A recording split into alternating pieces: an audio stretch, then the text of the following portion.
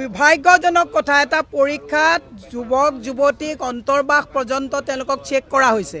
হিমন্ত বিশ্ব শৰ্মাই ভালকে জানে তেওঁৰ গৃহ বিভাগৰ এজন মানুহেও তেওঁক বিশ্বাসত নলয়, তেওঁ নিজৰ ওপৰত বিশ্বাস নাই, অসমৰ ৰাইজৰ ওপৰত বিশ্বাস নাই।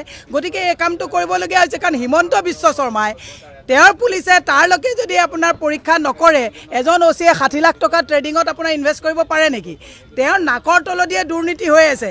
হিমন্ত বিশ্ব শৰ্মাৰ ভয় হৈছে যে তেওঁ দিছপুৰৰ ঘৰলৈ চাগে তেওঁলোকৰ মানুহবিলাকে তেনেকৈ চাগে অবৈধ ড্ৰাগছ কিবা বস্তু আনে, গতিকে তেওঁলোকে তেনেকৈ চাইছে। এগৰাকী পৰীক্ষাৰ্থীক যদি তেনেকৈ আতিশায্যত চলায়, তেওঁ পৰীক্ষা দিবৰ কাৰণে মানসিকভাৱে তেওঁ সবল হৈ থাকিব পাৰে নেকি? মুখ্যমন্ত্ৰীক একচুৱেলি চাৰিওফালৰ পৰা অযোগ্য ঘোষণা কৰিব লাগে। গৃহ বিভাগৰ দায়িত্বত ফেইল হৈছে, আৰু সেইকাৰণে মই কৈছোঁ এইজন মুখ্যমন্ত্ৰীয়ে গৃহ বিভাগ চলাব পৰা নাই। মই সদায় কৈছোঁ অতৃপ্ত আত্মা, না নিজে সুখত থাকে, না অসমৰ ৰাইজক সুখত থাকিব দিছে, না ল'ৰা ছোৱালীক সুখত থাকিবলৈ দিছে, না নিজৰ পৰিয়াল সুখত আছে। লাগে আৰু লাগে, যি দেখে তাকে লাগে। উদক ভেটাৰখীয়া দিয়া হৈছে।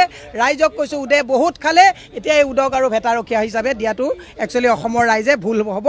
গতিকে 26ৰ আগতেই অযোগ্য ঘোষণা কৰিব লাগে। অসমীয়া হিচাপে অসমীয়া ছোৱালীবিলাকক এনেকৈ অশালীন ব্যৱহাৰ পুলিচৰ দ্বাৰা কৰোৱাৰ বাবে মই লজ্জিত, আৰু মই এতিয়া তদন্ত দিছে। তদন্তৰ আগত মই ভাবোঁ মুখ্যমন্ত্ৰী আৰু DGP মহোদয়ে যদি আজিকালিতো কি কয় ডিজিটেল কেছ নে কিবা কয়, তামোল পাণৰ শৰাই এখন দেখাই পেলাই যদি ছ'চিয়েল মিডিয়া যোগে ক্ষমা খুজি দিয়ে, তেতিয়াহ'লে মই ভাল পাম। এই কথাটো এইকাৰণে ক'ব লগা হৈছে, কিয় এনেকুৱা এটা পৰিস্থিতিলৈ আনিলে?